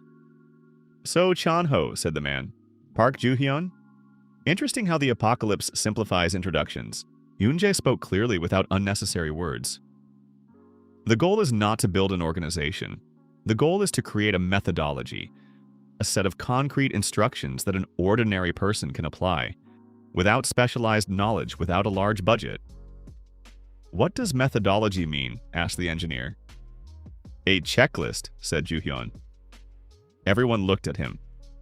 A simple checklist, he continued. Water, source and reserve. Food, stockpile and autonomous production. Heat, autonomous source. Security, the physical protection of housing. Information, communication without centralized networks. A pause, each item, concrete actions, concrete budgets, concrete instructions. Silence. That sounds simple, said the doctor. It needs to sound simple, said Ju-hyun. Nobody applies anything complicated. Eunji looked at him. Exactly, she said. The work began. Ju-hyun wrote. For the first time in a long time, he wrote a lot. Not code, not analytical reports. Text. Simple, concrete. The way he had thought in May of last year when he was making his first list. Only now for other people. Hana wrote her section. Food autonomy. Hydroponics for an apartment. What to grow, how, with what equipment, on what budget. Her notebook with sketches became the foundation of an entire chapter. So Chanho, physical security. How to reinforce housing. How to behave in situations of group conflict. He wrote briefly and precisely, and then a military habit of conciseness. The engineer of thermal insulation. What actually works in an urban apartment. Materials, cost, priorities. The doctor, medicine without a hospital. What to keep in a first aid kit. How to treat what can be treated. When to admit you can't. Yunje, coordination and information networks. How to organize communication without the internet and electricity. By the end of June, the first version was ready. It was called simply Autonomous Preparedness Guide, version 1.0. 60 pages, 6 sections. Concrete without grandeur. Yunjae read the final version aloud at the last meeting. Ju-hyun listened. This is what I wanted to do in my previous life, but didn't know I wanted to. The list I made in May, just for myself. Now for everyone. Do we publish? Asked Yunjae when she finished. We publish, said Ju-hyun. Free? Free. Yunjae looked at him. That's not profitable. It's not a business. Then what is it? Ju-hyun thought. It's the checklist I had, he said, that others didn't. 7,200 people died in Seoul. Some because they didn't know simple things. A pause. If even 100 of them would have survived with this text, that's reason enough. Silence in the room. We publish, said Yunjae. In July, Lee Jia sent a message. The first one since February. Heard what you're doing, it's important. Sorry about the winter, not for coming. For what came before. Be happy, Ju-hyun. Ju-hyun read the message on his phone. Hana was nearby, not looking, occupied with her own things. He wrote a reply. Did you wait out the winter on the 12th? A pause, then. Yes, the Lee family are good people. They helped, living at a friend's in Mapo now. Good. Good. He put the phone away. Hana glanced at him briefly without asking. Jia wrote, he said himself. And? She asked for forgiveness, said be happy. Did you reply? I asked if she got through the winter okay. Hana looked at him. That was kind of you, it was just a question. You could have not replied. I could have. A pause. You let her go, said Hana quietly. Ju-hyun thought. I let go, he agreed. Probably back in winter. I just hadn't put it into words. That's good. Why does it matter to you? Hana looked at him calmly. Because people who haven't let go of the past carry it with them. A pause. And you already carry enough. What does she mean? She doesn't know about the first life. Or she feels something she can't know. A smart person. Hana. Yes. One day I'll tell you something, not now. She looked at him. Whenever you want, she said simply. Not what is it? Not why not now? Just whenever you want. That's why. Summer in Seoul, real, hot. As if nature was compensating. The city was rebuilding. Not just physically, and something was building in people too. Conversations had changed. On the subway, strangers sometimes talked to each other. Not about the weather, it's about the winter, about what had happened, about how they'd survived. Collective memory, not just trauma, experience. The preparedness guide was published in early July. By August, it had been downloaded 40,000 times. Yoonjae sent the figure that morning. Joo-hyun looked at his phone screen. 40,000. The checklist he had been making for himself in May of last year, now with 40,000 people. Hana looked over his shoulder. Is that a big number? She asked. Big. How many of them will use it? I don't know. A pause. Even 10%. That's 4,000 families. Hana looked at the number. Next winter, she said quietly. Yes. Joo-hyun put away the phone. Next winter is different. Not snow, and could be anything. But people with this checklist are better prepared. Do you think something else will happen? Something always happens, said Joo-hyun. The only question is who thought ahead. Hana looked at him. You thought ahead, she said. I try.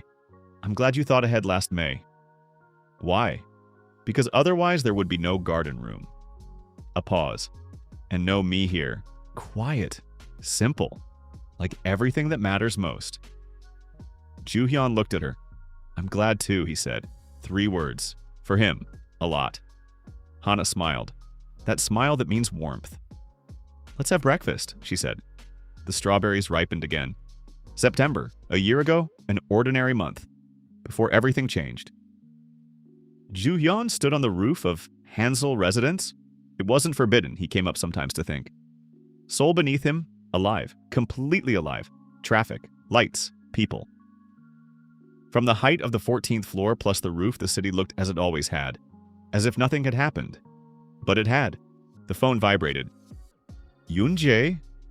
Yoo-hyun-si. We've been invited to the National Emergency Management Agency. They want to discuss cooperation. The government. Yes, our guide reached the right people. A pause. What do you think? Joo-hyun looked at the city. The government is slow. A civilian network is faster. But the government, scale, resources, reach, together you get something different. Let's meet, he said. But our terms... The methodology stays open, free, accessible to everyone. Will they agree? We'll see. If not, we decline. Blunt. That's not bluntness. That's a condition. Yoonjae was quiet for a moment. Good, she said. I'll pass it along. Joo-hyun put away the phone, turned around. Hana was standing at the door to the roof. He hadn't heard her come up. Were you eavesdropping? He asked. A little. She came over, stood beside him. The government. Yes. Big story. Maybe. Hana looked at the city. Park Joo-hyun?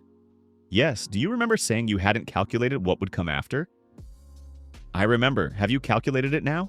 Joo-hyun looked at Seoul. After is the guide that 40,000 people downloaded. After is a meeting with a government agency. After is the garden room with strawberries on the 14th floor. After is the person standing beside him. I've calculated it, he said. And? Good forecast. Hana laughed quietly. Real laughter. The most unromantic romantic in Seoul, she said. You've called me that before. Because it's true. The city beneath them lived. Autumn Seoul and still warm, golden. Next winter was far away. This time, many would be ready. More than last time. Because one person who died in February came back in May. And made a list. And passed it on to others. And one day, that list was with 120,000 people. Next time, more. That's what a second chance is for. Autumn in Seoul smelled different. Not bad, just different. Joo-hyun noticed it every time he went outside. The smell of burning leaves, cold air, the first hint of winter, and something inside reacted before his mind could say, everything's fine. The body remembers. Even a second body. He stood at the window with coffee, already a habit. Morning started this way. And looked at the street. Seoul in October, people in jackets, children going to school. Someone ran with an umbrella in the light rain, coffee steam in the hands of passers-by. Alive? Everyone alive. But in stores, people were buying slightly more grains and canned goods than a year ago. Joo-hyun noticed this when he went to the supermarket. A quiet, unhurried preparedness that wasn't fear. Just memory. The preparedness guide. 120,000 downloads by October, tripled in 2 months. Hana came out of the garden room, hair carelessly pinned up, a trace of soil on her sweater sleeve. She looked at him, looked at the coffee in his hands. "1 mug," said Ju-hyun before she reached for it. "Just a little. That little last time was 2/3. "You were counting? I'm a data analyst." Hana laughed, poured her own mug from the shelf. Kamen stood beside him, looking at the city, thinking. About what? A pause. "About the fact that it's almost a year," said Ju-hyun. "Since winter? From November of last year to November of this year. 1 year." He looked at the street. "In my previous life, this year didn't exist." Hana looked at him. He said things like this sometimes. "In my previous life, the second time. I remember how it was." She didn't ask directly. She waited. He had said, "One day I'll tell you." She waited. "Previous life," she repeated quietly. "You say that not as a metaphor. No, so literally. Yes." Silence. Long. Hana held her mug with both hands. She looked at the street alongside him. "You died," she said. "Not a question." "Yes, that winter. Yes, on the 12th day. 3 blocks from this building. And came back, in May. 9 months before that November." Silence. Hana drank her coffee slowly. Thought. "So that's why you knew," she said at last. "Yes, that's why I know and not I hope. Yes, that's why the list from May. Yes, that's why the door and the crossbow and the snow melter and everything else." "Yes." Ju-hyun looked at her. She wasn't panicking, wasn't looking at him like he was crazy. She was taking it as data and fitting it into a picture. A biology grad student, a scientific mindset, or simply her. "Doesn't this..." He searched for the word. "Frighten you?" Hana finished. "No." A pause. "Surprise me, but not frighten." "Why doesn't it frighten you?" "Because I've seen the result," she said simply. "A person who died and came back and used it to save people." A pause. "That's not frightening, that's rare." Ju-hyun looked at her. "Rare? The mildest word for the strangest thing." "Hana." "Yes." "You're not asking for details." "You'll tell me whenever you want," she said. "I remember. Whenever you want." Since he had said it, she had been waiting, patiently, without pressure, now, on his own. "In my previous life," Ju-hyun began, "I was alone. The snow started in November. I didn't prepare. I thought it would pass like always." A pause. "On the 12th day, I went to look for food. I froze 3 blocks from here. I was holding onto a lamppost. The last thing I thought, I should have bought canned meat in advance." Silence. Then a voice. "It said you're going back to May, memory preserved. Good luck." "And you came back." "Yes." "And started preparing right away. On the very first day." I opened my laptop and wrote a list. Hana looked at him. "And me," she said quietly. "In that life?" "What happened to me?" The question he had been waiting for and dreading at the same time. "I don't know," he said honestly. "I died on the 12th day. You lived on the 16th floor. We didn't know each other. Maybe I survived? Maybe. Or not. Or not." Quietly. They stood at the window. October quietly. They stood at the window. October's soul lived below. Ju-hyun. "Yes, do you think it will happen again?" "Another winter?" "I don't know. Yoonjae says climate anomalies have become more frequent. Could be snow, could be something else, but you're preparing. Always." Hana nodded. "Then we prepare," she said. "We, simply we, without discussion." The National Emergency Management Agency was housed in a gray building in Jongno. Ju-hyun arrived with Yoonjae.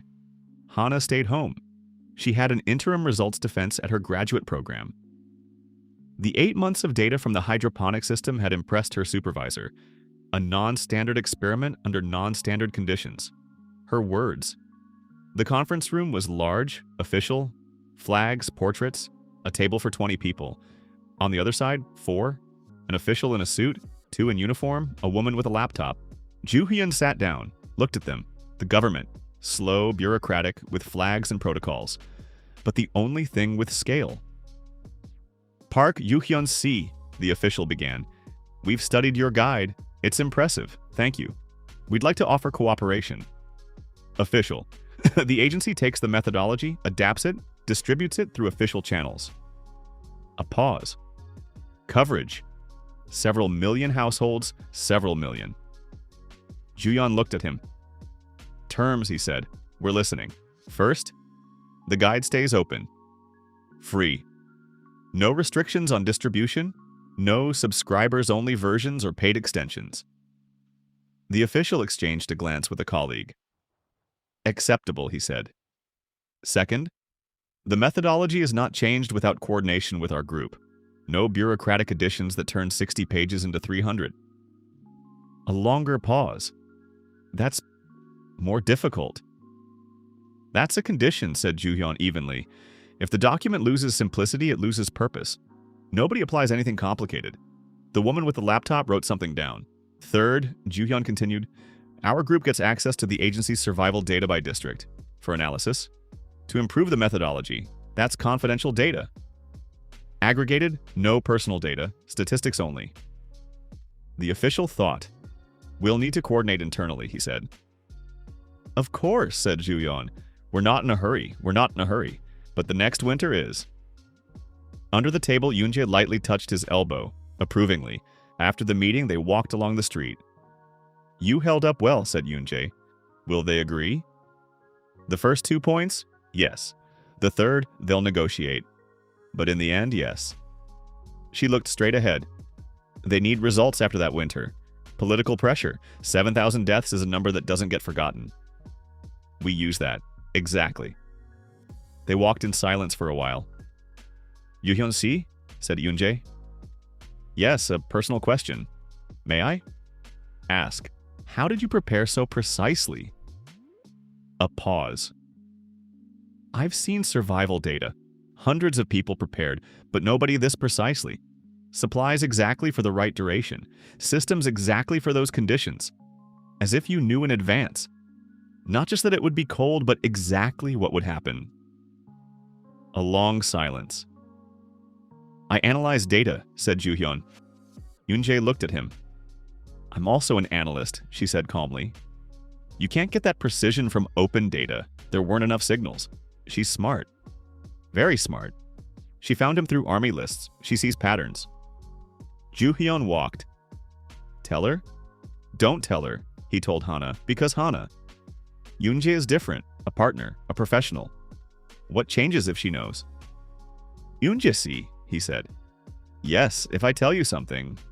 Will you use it as data for the work or as a reason to doubt me? A pause. Yoonjae thought. Really thought, not formally. As data, she said. I work with what exists. If an explanation works, it works. I died that winter, said Juyeon simply. On the 12th day. I came back to May with the memory of what happened. That's how I knew precisely. Yoonjae walked beside him, was silent for a long time. Good, she said at last. Is that all? That explains the precision. A pause. Now the question, will it happen again? That winter? I don't know. I only knew what I remembered. And what do you remember about what came after? After that winter, in that life? Nothing. I died on the 12th day. I didn't see what came after. Yoonjae nodded. Then we work with standard analytics, she said matter-of-factly. Your experience is a source of methodology, data from real life. We combine them. That's why he had trusted her from the first conversation. She accepted the unusual as a working tool, without unnecessary emotion. Yoonjae-si. Yes, you weren't surprised. I was, she said. Surprise just doesn't change the work. The 3rd of November. The day a year ago when the first snow fell. Juyeon got up early, went to the window. The sky was gray, overcast, but dry. No snow. This year, a different winter. Meteorologists said cold, but normal. No anomalies. For the first time in 2 years, just winter. Hana was awake too. He could hear her in the garden room. She went there early. It had become a ritual. She checked the plants first thing, the way some people check their phones. He went in. She was standing at the hydroponic wall, looking at the strawberries. A second season, a different variety she'd found through her supervisor. Larger, sweeter by her account. November 3rd, said Juyeon. The 3rd, Hana corrected without turning. The 3rd. 1 year, yes? She turned around, looked at him calmly, seriously. How are you? The question, simple. The answer, complicated. Fine, he said, then stopped. No, not fine. A pause, strange. Standing here a year later, alive, with you, in a warm apartment, why strange? Because last time this didn't exist. Hana looked at him. Then this time is better, she said. Much better. So the strangeness is a good kind. Yes, he agreed. Good kind. Hana picked a strawberry, small, the first of the new variety. Held it out to him. For the year, she said. He took it. Ate it. Sweeter. She was right. Better than last time, he said. I worked on the solution composition. A small pride in her voice. 3 iterations, I can tell. You can taste, she corrected. More precisely, you can taste it. He looked at her. 1 year. 1 year that shouldn't have existed. Exists. With a garden room and strawberries that are better each time. And the person who grows them. Hana, yes. I want to ask you something. Ask. How many said people like this don't wait forever? Enough time has passed. You said your program was back up. The lab is running. Yes, so you could live closer to the university. There's a grad student dormitory. You mentioned it. Hana looked at him. I mentioned it, she said carefully. But you didn't move. No. Why not? Silence. A small pause that carried a lot of weight. Because it's better here, she said. The lab is far away. The metro works. The hydroponic system won't fit in the dorm. No. So you're staying for the system? Hana looked at him for a long time. Park Juhyun, she said. Yes, you're asking very poorly right now about what you actually want to ask. A pause. I know, ask it properly. Juhyun looked at her. Properly. What is proper for a person who died once and came back and is now standing in a garden room in November with a strawberry? Hana, he said, stay. Not because of the hydroponics. Because I want you to be here. Silence. Hana looked at him. Is that official, she asked. If you need it official, yes, I need it official. Then officially. Stay, this is your place, beside me. Silence. The garden room hummed with lamps. Somewhere outside, Seoul lived. Hana looked at him for 1 more second. Then she stepped forward. Hugged him. Not like there was no word, just hugged him. Warm, firm, her forehead pressed into his shoulder. Juyeon stood there. Arms, hug back, that's obvious. Sometimes the most obvious thing takes a second. He hugged her back. They stood in the garden room. The lamps hummed, the strawberries grew. Winter came, ordinary. -10, snow, ice on the sidewalks. A normal Korean winter without catastrophe. But people were preparing. Juyeon saw it in stores, queues for canned goods in November. Not panic, quiet, methodical restocking. Many were doing it for the first time. Following the checklist, 120,000 downloads. Some of them were doing exactly that right now. The Emergency Management Agency accepted all 3 conditions. The official partnership began in October. Now the guide was being distributed through government channels, schools, district offices, corporate safety programs. Their small group of 8 people had quietly, without press conferences, become something resembling an institute, still without an official name. Yoonjae said the name would come on its own when they understood exactly what they were. For now, just people who think ahead. A sufficient description. One evening in December, Juyeon sat at a monitor. Not at the cameras. He had removed those after the winter. No longer needed, at the computer. He was analyzing data sent by the agency, aggregated survival statistics by district, patterns, what worked, what didn't, where the guide had been applied and where it hadn't. Hana sat beside him, reading something on her own laptop, a scientific article Juyeon could see from the corner of his eye. Tea between them. Silence. Good silence, the kind that doesn't need filling. Juyeon, said Hana without looking up from the screen. Yes, have you ever thought about why you were sent back? He stopped, looked at the data. Thought? And? I don't know exactly. A pause. The voice just said, "You're going back." No explanation. Maybe it was just coincidence. Maybe. Or not a coincidence. Or not. Hana finally looked away from the screen. She looked at him. "I think it wasn't a coincidence," she said. "Why?" "Because 120,000 people downloaded the checklist." A pause. "Because if there's another winner, they'll be prepared. Because you did that." Another pause. One person with the memory of death changed the way thousands of people think about survival. Quietly. "That's big," he said. "Enormous," agreed Hana. "I hadn't thought of it that way." "I know. You thought. Checklist, data, methodology." She smiled. "I think people." She always thought in terms of people. In systems. Together, but the full picture. "Hana." "Yes, thank you." "For what?" "For thinking in terms of people beside me." She looked at him. "You're getting better at saying things like this," she said. "Practice. Keep practicing." Agreed. In January, Eunjae sent a file.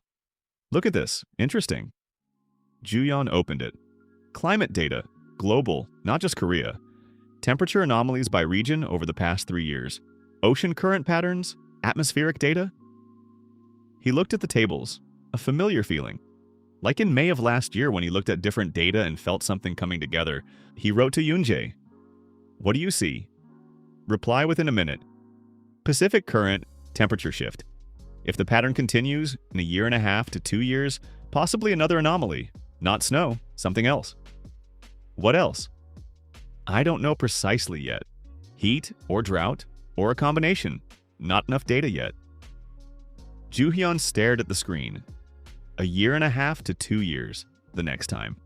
In his previous life, he hadn't seen the next time. He had died too early. In this one, he was looking at data in January and feeling that this was the start of a new countdown. He wrote to Eunjae, "Starting a new checklist. Heat and drought, different conditions, different methodology." Reply, "I was already thinking about this. Meet tomorrow?" "Yes." Juhyun put down his phone. Haina came in, saw his face. "What is it?" "Eunjae sent data," he said. "Possibly the next anomaly in a year and a half." "A different one." Hana looked at him. "We prepare again?" "Yes." "Different methodology?" "Different." "I'll need to rethink the nutrient solution composition for heat," she said immediately. "Different crops for high temperatures, more drought resistant." She was already thinking ahead, already. He looked at her. "Hana." "Yes, shall we start today?" She looked at the clock. 10:30 in the evening. "We'll start today," she agreed. They sat down at the table, 2 laptops, tea, Hana's notebook with sketches, Juhyun's notepad with figures. This is what it looks like. The end of one glacier and the beginning of something next. Not frightening, it's interesting. Because now he wasn't alone. The 12th of February. A year ago in his previous life, Park Juhyun died. He knew this date precisely. He remembered everything. The smell of frost, the heaviness in his legs, the lamppost under his hand. Now it was the 12th of February of this year. Juhyun stood at the window, looked at the street. An ordinary day. Slightly cold. -8, normal for February. People were going to work, school children. Steam from coffee in the hands of passers-by. Alive? All alive. Hana came over, stood beside him without words, just beside him. She knew what day it was. "Are you okay?" she asked quietly. "Yes, really?" "Really." A pause. Strange that this is a question with an easy answer. "Because you're okay?" "Because yes, genuinely okay. Not fine, actually okay." He looked at the street. "Last time this day didn't exist for me. This time it does. That's reason enough to be okay." Hana took his hand. Without saying anything, she just took it. They stood at the window. February soul lived. Juyeon looked at it. A year ago in another life he died here. Now he lives here.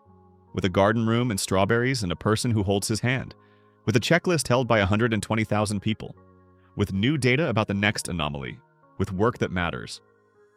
The voice said, "Good luck." Luck is too small a word for all of this. "Hana." Yes, tonight I want to go somewhere, a proper dinner. Not at home. She looked at him, slightly surprised. That's unexpected. I can surprise. Once a year? Twice, he said. I'm progressing. Hana laughed. All right, she said. I'll choose the place. Fine. It will be expensive. Expected and beautiful. Expected.